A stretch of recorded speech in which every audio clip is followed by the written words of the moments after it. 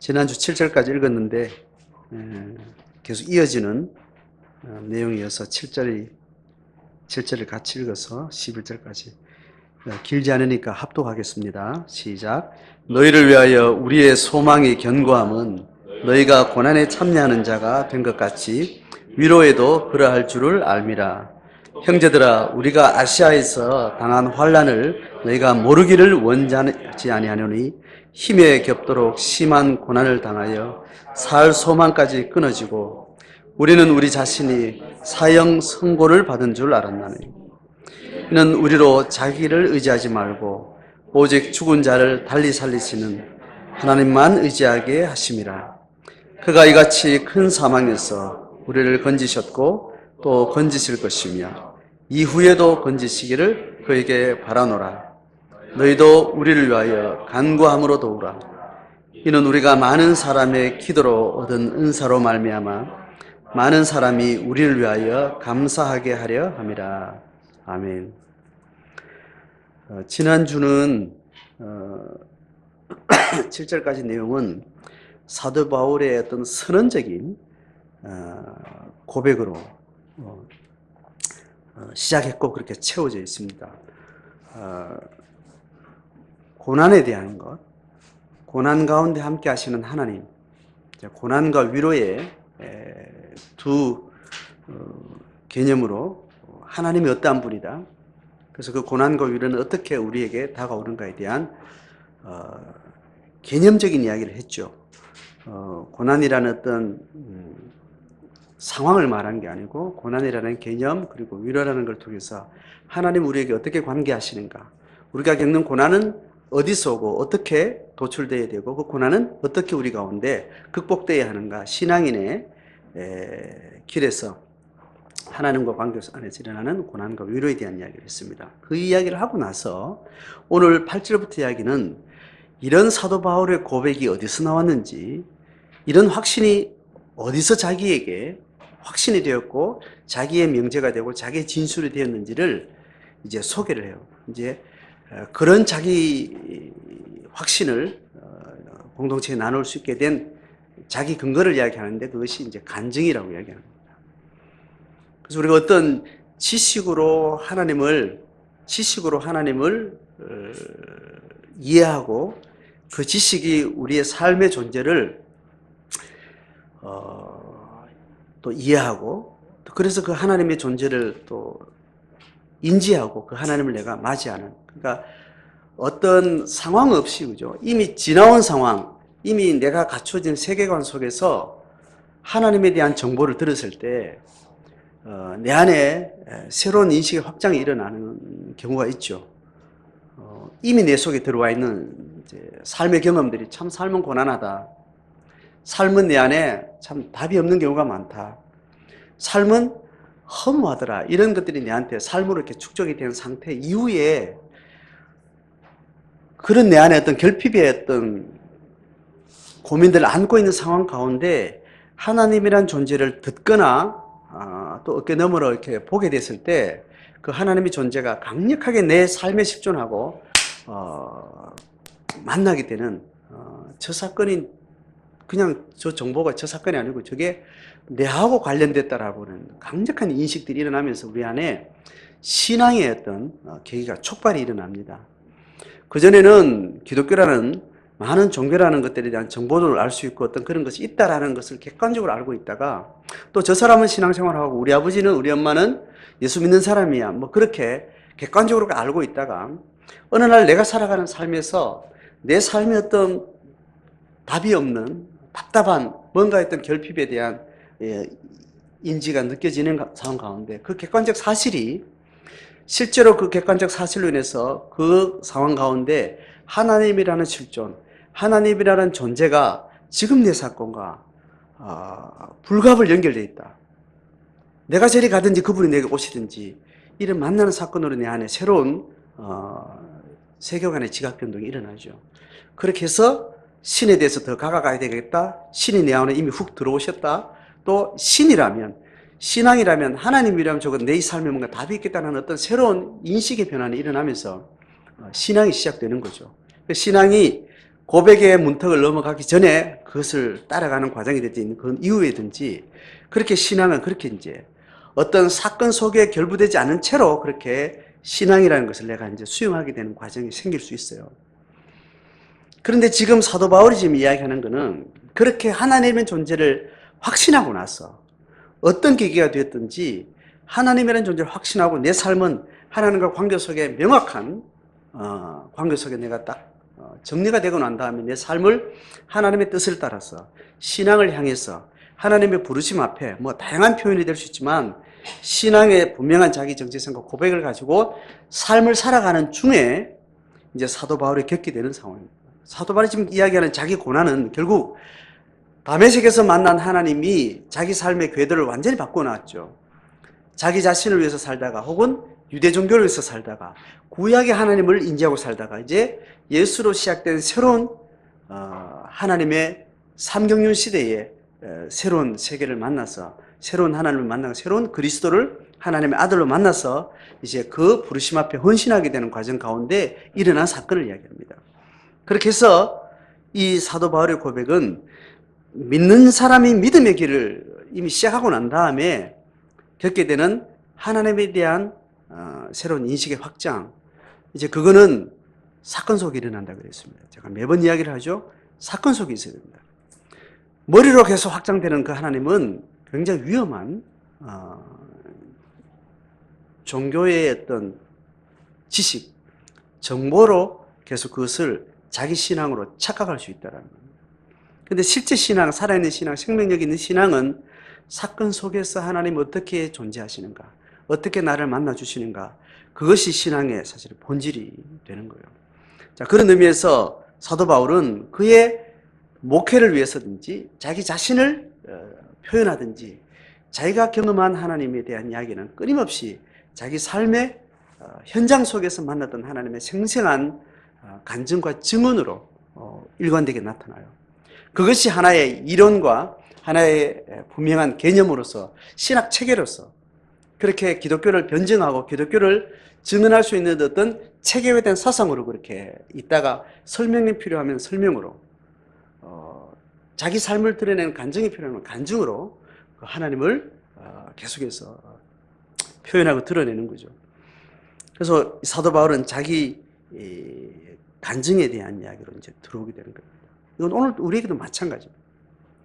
사도 바울처럼 이렇게 강력한 하나님에 대한 또 그렇게 부르심이나 반응이나 이거는 다양한 모습을 가지고 있지만 성향에 따라서 그 시대에 따라서 은사에 따라서 다양한 모습으로 하나님을 쓰는데 어쨌든 한 개인은 하나님 앞에 살아간다는 분명 고백 이후에 살아가는 삶은 이것으로 자기 믿음이 확증되어야 되고 점검이 되어져야 됩니다.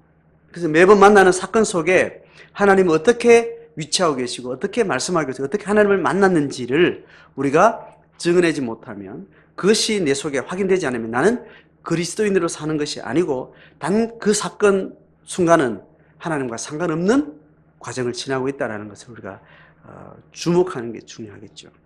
자, 사도 바울의 간증의 내용을 들어봅시다. 그가 앞에 지난주에 말했던 고난의 또 위로의 그 하나님이 어땠는지를 봅니다.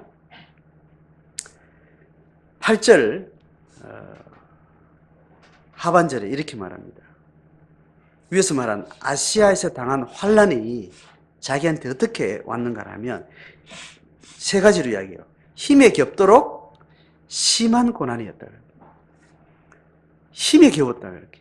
그게 뭐 육체적으로 물리적일 수도 있고 또 정신적일 수도 있고 심리적으로 다양한 또 영적인 걸 수도 있고 내가 가지고 있는 힘의 한계를 넘어서는 그 지경에 왔고 그게 또 다른 방식으로 어떻게 하냐면 살아갈 소망, 살아갈 길, 자기 삶의 어떤 기대가 혹은 확신이 무너질 만큼 말을 바꾸면 죽음이 엄습하고 죽음이 곧장 앞에 내게 닥쳐온 것 같은 그런 고난이었다고요. 그래서 9절에 어떻게 말해요? 사형 선고를 받은 줄. 사형 선고란 말은 확정이잖아요. 아, 더 이상 나는 죽었구나. 확신을 가질 정도로 그만큼 극단적인 상황까지 밀어붙여졌다는 겁니다. 이거는 사도 바울이 어떤 상황을 겪었느냐 이야기보다 그 상황 속에 자기 내적 심리를 이야기하는 겁니다. 이거는 단지 사도 바울의 이야기뿐만 아니라 누구나 고난을 겪으면 그거를 겪는 당사자는 이런 심리 상태가 되는 겁니다. 객관적으로 그것이 얼마나 강도가 셌느냐, 진짜 죽을 만한 일이냐, 이거는 말할 필요 있어요, 없어요? 이건 말할 필요 없습니다. 나 죽겠다 하면 그건 그 사람의 그런 현실인 거예요. 그래서 제가 자주 이야기하잖아요. 어디도 빠져 죽을 수 있다고요? 접시물에도 빠져 죽을 수 있다. 접시물에도 빠져 죽을 수 있는 것이 모든 개인이 만나는 상황들은 주관적으로 경험되어지는 거기 때문에 그거는 객관적으로 이렇다 저렇다 말할 수 있는 것이 아닌데 닥친 사람은 그렇다는 거예요.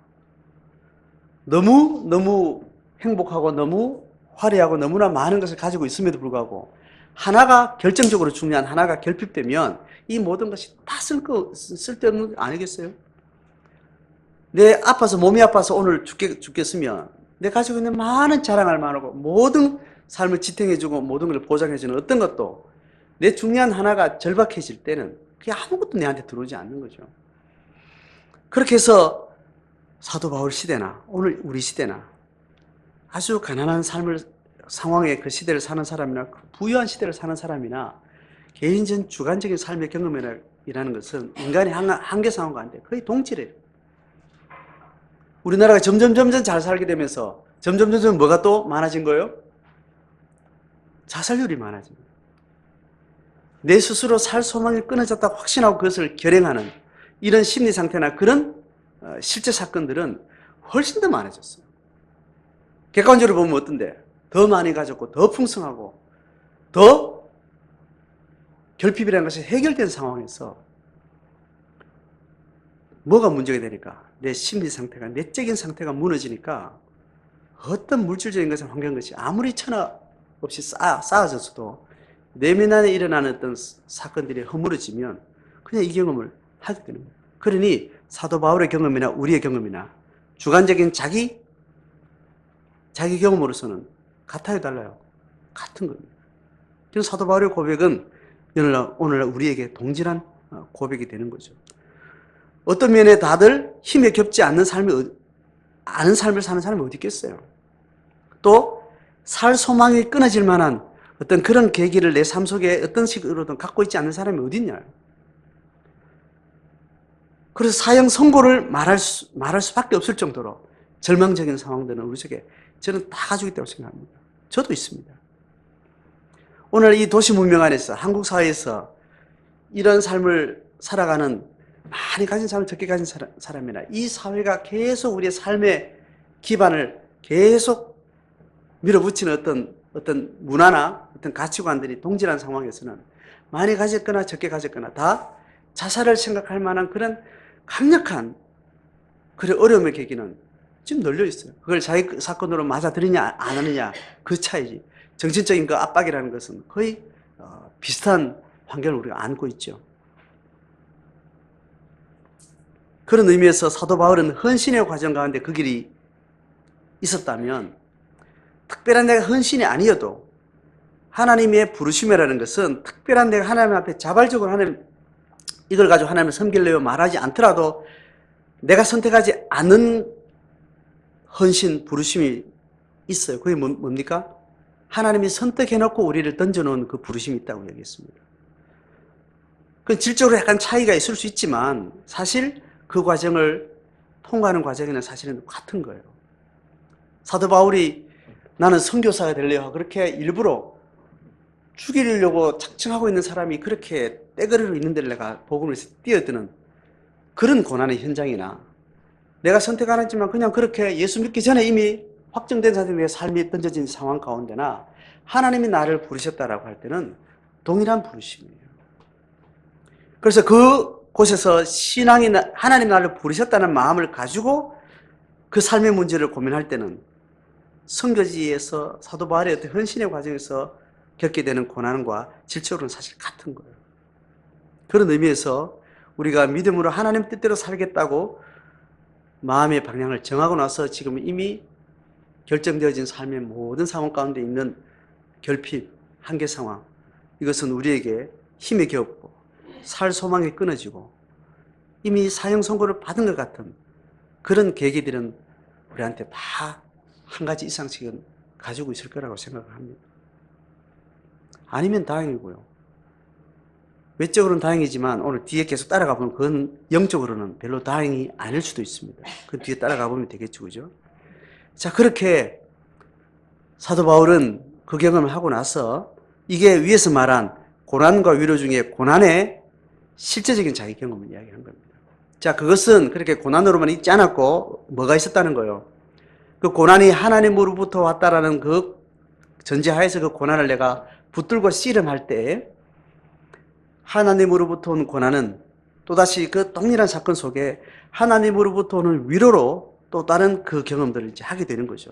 그것이 이제 어떻게 자기한테 확신되었는지를 설명하는데, 힘에 겹고 살소만 끊어지고 사형 선고를 받는 줄 알았는데 하고 9절 하반절에 뭐라고 여기 이어져요? 무슨 단어예요? 단어를 읽어보세요. 이는 이렇게 얘기해요. 이는 자기한테 주어진 고난의 사건이 주관적으로 이렇게 경험되어졌는데 이게 왜 있었는? 왜냐하면이라는 말이에요, 그죠? 이는 대명사이기도 하고 왜냐하면이기도 해요. 우리나라는 여기서는 문맥으로는 이거는 대명사가 아니고 대명사를 포함한 왜냐하면이라는 거예요. 이유가 뭐라고 이야기하는 거예요. 이 사형 선고를 받은 사건은 그에게는 또다시 하나님 앞에 위로라는 경험으로 이렇게 잘 경험했겠죠, 그죠? 그 위로의 내용을 일단 전제하고 나서 이 고난에 있었던 이유가 뭐냐, 위로를 경험하고 나니까 이랬더라고 자기가 설명하는 거예요. 또 이렇게 자기 안에는 그 고난이 내한테 이런 새로운 변화 경험을 하게 됐다라는 이야기입니다. 이건 반드시 하나님의 위로를 동반한 어떤 자기 경험이 되겠죠, 그죠? 이는부터 같이 읽어봅니다. 시작. 우리로 자기를 의지하지 말고 오직 죽은 자를 다시 살리시는 하나님만 의지하게 하심이라. 그러니까 고난에 대해서 씨름을 하고 있었는데 그 고난이 하나님의 위로라는 것으로 내한테 경험 있고 난 다음에 내 안에 일어난 변화가 뭐냐 하면, 고난 중에는 자기는 어땠었다는 거예요. 내가 내 자신을 의지하고 있었다는 것을 알게 됐다는 거예요. 그런데 위로를 경험하고 나니까 고난 자체가 문제가 아닌 이 고난을 겪게 되는 내가 어떻게 해서 이 고난을 맞이했는가, 그 밑에 하부 구조를 좀 보게 되다는 거예요. 그 자기는 뭘 하고 있었다는 거예요. 내 자신을 의지하고 있는 자신을 봤다는 겁니다.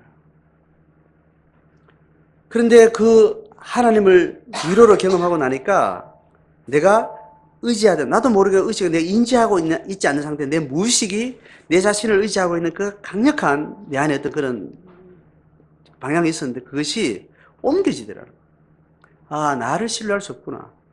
내가 계획한 생각들, 이건 신뢰할 수 있는 게 아니구나. 하나님만 의지해야 되는구나 라는 것에 대한 그 전환이 있었다는 거예요. 그러니까 이 고난이 문제가 아니었다는 이야기를 하는 겁니다. 고난은 밖의 문제죠, 그죠? 밖에 어떤 문제에 있어서 내 안에 들어온 심리적인, 겪는 주관적인 어떤 것들이라는 거예요. 그런데 고난의 상황이 있고 고난을 맞이하는 내가 있고, 그런데 그 고난이라는 사건 이후에 고난을 맞이하는 내 안에 밑에 하부 구조를 보게 되는 거예요. 내 자신이 어떤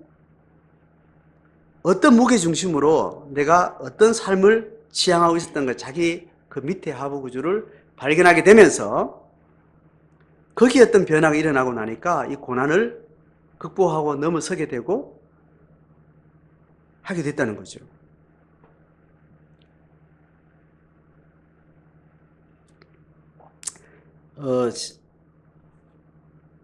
상담 심리를 통해서 우리가 주목하게 되는 것은 상담을 받는 사람이 뭔가 문제가 있어가지고 그 상담을 해주잖아요, 그죠? 상담을 받는 사람은 도무지 내 혼자 해결할 수 없는 어떤 삶의 문제를 가지고 있어요. 그래서 자기는 이렇게 해석하고 있는 거죠. 어떤 A라는 사건이 있어서 그 사건으로 해서 내가 이 해결이 안 되는 거죠. 감당이 안 되는 거예요. 그러니까 점점 우울감이 오고 삶이 울고 정상적인 생활을 못할 만큼 하나의 사건이라는 것이 내게 너무 힘겨워진 상황에서 그걸 이제 돕는 과정 가운데 마음의 문제니까 이제 일어났으니까 그거를 이제 돕는 과정 가운데 상담을 통해서 발견하는 것은 하는 작업은 뭐냐면 밖에 일어나는 이 사태가 근본적으로 뭐와 관련되어 있는가는 자기 안에 있는 자기 문제를 자기 심리의 흐름이나 심리의 과정들을 이해할 수 있도록 돕는 거예요. 이 상담이라는 건 사람의 내면 세계와 무의식의 어떤 그런 심리 구조나 이런 것들을 이게 단순 한 시간의 사건으로 된 게 아니고 이거는 많은 시간의 축적을 통해서 그것이 오묘하게 형성이 되기 때문에 또 그건 자기의 명확한 자기 인지 안에 들어오지 않는 상태에서 무의식 상태에서 일어나는 일들이기 때문에 그거를 못 보고 있기 때문에 단지 이거를 자기 속에 있는 내면의 상황을 잘 이해하지 못하고 밖에 있는 상황만 자꾸 보는 거죠. 보고 있으니까 상황을 보고 해석하고 인지하는 받아들이는 자기 틀이 있는데 이 틀이 왜 문제가 되는가 이걸 고칠 수 있는 힘은 없는 상태인 거예요. 자기 안에 문제가 발견되지는 겁니다. 나 왜 이걸 힘들어할까? 저 사람은 이렇게 힘들지 않네. 나는 저게 왜 힘들까? 난 저것 때문에 나는 살 소망이 끊어지고 미치겠다는 거예요. 남들은 이 접시물에서 그냥 장난하고 노는데 나는 접시물에 왜 이렇게 죽을 것 같을까? 이렇게 할 때 접시물이 문제가 아니고 그 접시물에 빠져있는 내 자신의 문제가 있다는 걸 알고 나는 왜 접시물에 이렇게 빠져 죽으려고 할까? 왜 죽은 것 같이 느낄까? 자기를 발견하게 되는 거죠. 자기를 이해하게 되는 거고. 이제 그렇게 해서 이 문제는 보지 않고 자기와 문제 관계를 통합적으로 같이 보게 되면서 이 문제를 다시 해석하게 되고, 다르게 판단하게 되고, 또 다르게 또 경험되어지는 그런 변화를 통해서 이제 삶의 문제, 어려운 문제들을 넘어서게 하는 이런 과정이죠. 이거는 뭐 영적인 문제를 다루는 것도 동일합니다. 사건 자체 문제를 해결되는 비즈니스를 한다거나 어떤 사건을 직접 해결해야 되는 이런 일을 과제로 하는 사람들은 좀 다른 영역이죠. 그죠? 정신적인, 인격적인 내면 안의 문제나 더 깊은 영적인 문제나 내면 세계에 일어나는 어떤 이 문제 해결을 하려고 할 때는 반드시 이런 메커니즘이 있습니다. 사도 바울이 이야기하는 이야기는 이 이야기예요. 고난이 그렇게 위쪽으로 닥쳐왔는데 그것이 내 주관적인 어떤 삶 속에 내게 사형 선고를 그렇게 확신할 수밖에 없는 이 점이 왔는데 그 하나님과 관계 속에서 내가 그 이전에 내가 의지하는 것에 문제가 있었다는 것을 알게 되고 그 의지하는 바를 무게중심을 바꾸고 나니까 이 고난이 다르게 봐졌다는 거예요. 그러면 하나님이 신앙이라는 것은 점점 자기는 죽고 자기는 계속 죽고 내 안에 예수가 살아나는 나는 점점 죽어지고 축소되고 예수 생명이 내 안에 점점 확장되는 이것이 신앙생활의 성숙의 과정이거든요. 하나님 경험한 신앙의 여정인데 이것은 계속 이렇게 진보가 있는 과정이죠. 진보의 과정에 이 고난이라는 사건은 필수적이다. 고난이라는 사건을 통해서 이미 결정한 믿음의 걸음들을 계속해서 나아갈 수 있게 하는 하나님의 장치다. 자, 이거는 뭐 성경을 통해서 계속해서 확인되어지는 개념이죠. 다시 한번 내가 겪고 있는 죽을 것 같은 너무 힘겹다, 혼자 지기 너무 힘들다라는 어떤 사건들을 하나님 앞에 가지고 나갈 때 신앙은 밖의 문제를 해결하는 것이 목적이 아니라는 거예요. 밖의 문제는 본질이 아니라는 거예요. 밖의 문제가 바뀔 수도 있지만 핵심은 내면 안에 일어나는 가치 문제, 내가 뭘 의지하는가, 뭘 추구하는가를 발견하게 되고 보게 하고 그것을 교정해주고 그것을 바꿔주는, 그래서 내 안에 하나님의 그 풍성하심이 점점 축적되어지고 내 안에 있던 인간적인 죄성과 자기 관성에 사고 간 무의식들이 점점 발견되어지고 이거를 드러내는 그런 과정을 겪는다는 거예요. 자, 이렇게 자기 삶의 심각한 문제를 넘어서고 나면 이렇게 이야기해요. 10절에 이렇게 같이 읽습니다. 시작. 그가 이같이 큰 사망에서 우리를 건지셨고 또 건지실 것이며 이후에도 건지시기를 그에게 바라노라. 자, 이렇게 경험되어지고 나면 이 경험들은 그 다음에 신앙에 좀 더 넓은 확장된 어떤 형태로 나타나는데 이렇게 말해요. 큰 사망에서 건지셨다는 건 첫 번째, 과거 경험을 이야기합니다. 사도 바울이 아시아에 당한 환난을 통해서 이렇게 세 가지로 어려웠는데 하나님의 위로를 통해서 내가 의지하는 바가 무엇인지를 발견하게 되고 하나님을 의지하는 것을 좀 더 새롭게 했다라는, 이것 때문에 나는 건짐을 받았다는 겁니다. 과거 이야기죠. 이제 이 사건 때문에 어떤 확신이 생긴 거예요. 또 미래에도 그렇게 하실 것에 대한 예측을 하게 되고 또 그렇게 확신을 가지게 됩니다. 그래서 뭐가 생긴 걸 내가 그에게 바란다 그랬습니다. 하나님 앞에 소망한다 그랬어요. 예측할 뿐만 아니라 그것을 소망하고, 그 소망은 또 이야기하는데 이걸 간구함으로 이어지게 되는 거예요. 기도는 결국 뭐가 되는가 하면 하나님이 하실 일들에 대한 하나님의 약속을 현재 사건 속에 구현하는 일들입니다.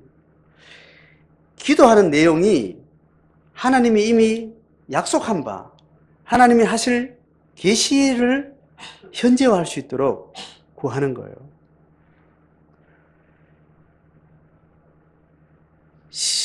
기독교가 계시 종교라 그러죠.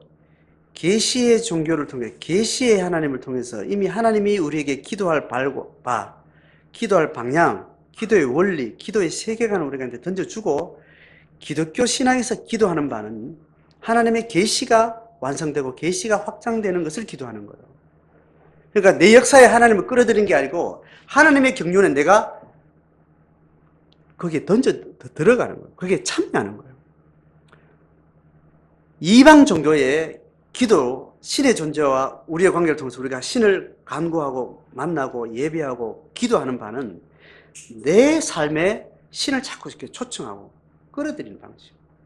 그래서 결국은 신을 자기의 용도대로 자기의 필요에 맞는 신을 만들어서 신적인 힘을 통해서 자기 힘을 점점 강화해 나가는 방식. 이게 세속사회, 하나님을 떠난 인간이 영적인 인사이트를 통해 영적인 그림자의 자기의 잃어버린 본향의 그 인식 구조를 통해서 자기 죄성을 계속해서 확장해가는 방식으로 종교를 만들어가는 거예요. 근데 기독교는, 성경은 그렇게 이야기해요. 원래 우리가 잃어버렸던 영적인 그 본향을 하나님이 다시 불러서 하나님이 우리를 창조하기 전에 우리를 지으신 목적대로 하나님이 그 역사를 이끌어 가시는데 그 역사의 원리 속에 다시 우리를 회복시키시는 거라는 거예요. 그래서 우리 기도는 하나님이 이 고난의 문제를 해결해 주시도록 우리가 기도하는 것이 아니라 기도를 통해서 내 믿음이 어디 있는지, 사건의 문제가 아니라 그 사건을 통해서 내가 하나님 앞에 고백한 나는 하나님을 위해서 살겠습니다. 하나님이 내 인생의 주인일 때 그게 가장 온전한 삶입니다라는 고백했던 그 고백이 실제화될 수 있도록 구하는 거예요. 그것이 믿는 사람의 성도의 기도, 하나님의 계시에 참여하는 자의 기도입니다. 근데 기독교는 많은 역사 속에서, 많은 역사는 절반 이하의 많음을 이야기하잖아요. 절반 이상. 하나님이 아브라함을 부른 이후부터 줄곧 하나님의 구원 역사가 시작된 이래로 하나님의 역사 속에 절반 이상의 부름받은 하나님의 백성들은 이방 종교의 방식으로 하나님의 계시신앙의 방식대로 하지 않고 이방 종교의 방식대로 하나님을 계속해서 섬겨왔다는 거예요. 구약 성경에 끊임없는 하나님의 경고, 명령, 저주는 믿지 않는 사람들을 위한 저주가 아니고 이미 부름받은 사람, 하나님을 만난 사람들을 향한 계속 책망과 저주와 하나님의 심판을 이야기를 해왔어요. 그건 뭐냐 하면 그 하나님을 이방 종교를 필요로 하는 사람들의 필요를 계속 그들이 구한 거예요. 그래서 이방 종교에서 구하는 것처럼 왕이 없으니까 우리는 계속 전쟁이 지더라. 하나님은 전쟁의 힘의 방식으로 승리하는 건 아니다. 전쟁이나 기근이나 어떤 질병이나 그 고대 시대의 3대 재앙이라는 것이 재앙 자체에서 오는 게 아니다. 하나님의 백성은. 하나님이 그 재앙을 가져오는 요인이 되시는데 그것은 믿는 자들이 하나님과 관계를 통해서 재앙은 피해가기도 하고 하나님과 관계가 단절될 때 재앙은 닥치기도 하기 때문에 재앙은 재앙을 다뤄서는 안 된다. 하나님과 관계를 다뤄야 된다. 그렇게 관계 설정을 했음에도 불구하고 그들은 여전히 재앙의 문제를, 그 문제를 해결하려고 끊임없이 요구하니까 하나님이 우리한테 왕을 주셔야 됩니다. 전쟁의 문제 해결은 그 당시에 이방인들은 왕의 문제, 왕은 통솔력의 문제고, 통솔력은 물리적인 전쟁을 우리가 힘으로 맞이해서 그 전쟁의 피해를 막고자 하는 것이죠. 그래서 농사가 안 된 해는 약탈을 해와서도 먹는 문제가 해결되도록 해주시는 신을 계속해서 이방신들은 만들어 온 거죠. 하나님 그렇게 이야기하는 게 아닙니다. 자연적 재해로 인해서 그 해 농사가 망해졌거든. 그 망함으로 해서 우리가 하나님 앞에 어떻게 재앙을 가져올 수밖에 없는 하나님과 관계 문제가 먼저 도로 회개하고 하면 하나님이 이 문제를 하나님이 해결해 주겠다고 이야기한 약속을, 그것을 따르지 않고 계속해서 농사 잘 되게 하는 신을 불렀다. 농사가 안 되면 어디 가서 약탈을 해야 되는 그런 군사를 통해서 그 문제를 해결하려고 하는 그 방식으로 계속 풀어나가려고 그 하나님을 계속 부른 거예요. 그건 신약 시대도 계속 마찬가지 패턴으로 우리 가운데 있는 거죠. 그래서 큰 사망에서 우리를 건지시고 그 하나님을 확신하면 나중에도 문제가 아니고 문제를 넘어선 내가 하나님을 의지하는 것이 문제라는 것을 발견하고 그것을 바꿀 때 이 고난의 환경들이 넉넉히 이길 수 있더라고요.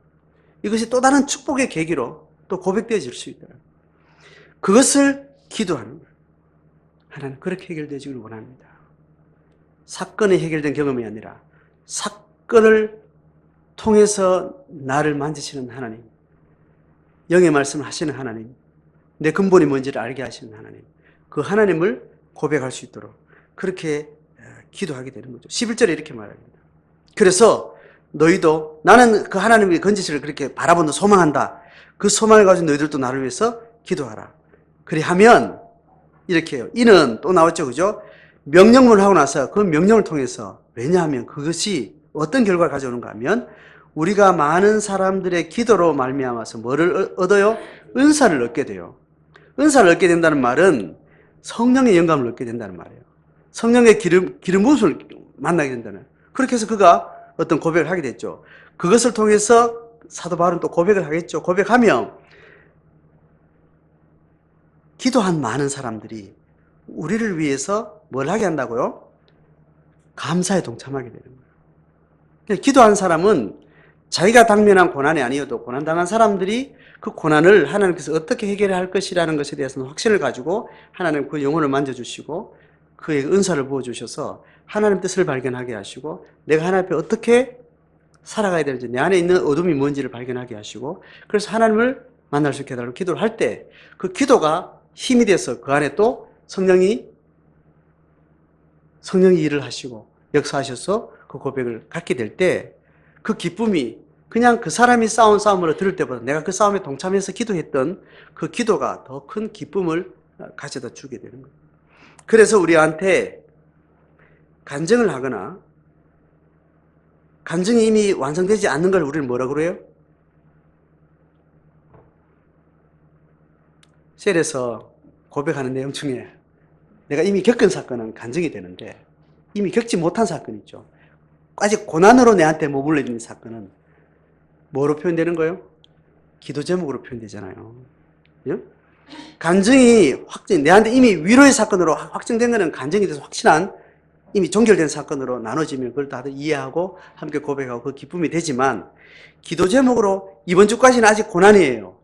내가 이것을 하나님의 위로로 통과할 수 있게 구하는 게 기도 제목이고, 다음 주에 한 주간 동안 하나님의 위로가 드디어 내 안에 사건이 되어서 내 안에 새로운 변화가 있습니다 할 때는 그 전주에 기도했던 그 기도가 모든 사람에게 큰 기쁨을 만들어내게 된다. 사도 바울이 그의 교회 멀리 떨어져 있는 고린도 교회 성도들을 향해서 그렇게 목회적 서신을 하면서 여전히 자기만 목회하는 것이 아니고 그 성도들이 고난을 당하고 있는 사도 바울의 고난 앞에 또 기도로 함께 목양을 하고 목회를 해서 이것이 또 하나님 앞에 감사와 기쁨들이 서로에게 만들어지는 그런 구조를 오늘 우리에게 보여주고 있습니다. 짧은 시간에 사도 바울의 고백이 오늘 우리 가운데 다시 비춰져서 우리가 어떤 방식으로 우리가 삶을 신앙으로 실제화하는지, 그것이 어떻게 또 그 사건을 통해서 우리가 성도와 함께 만나는지, 그 만남의 과정을 또 우리가 어떤 또 새로운 힘을 만들어가는지, 그것을 우리에게 보여주는 것 같습니다.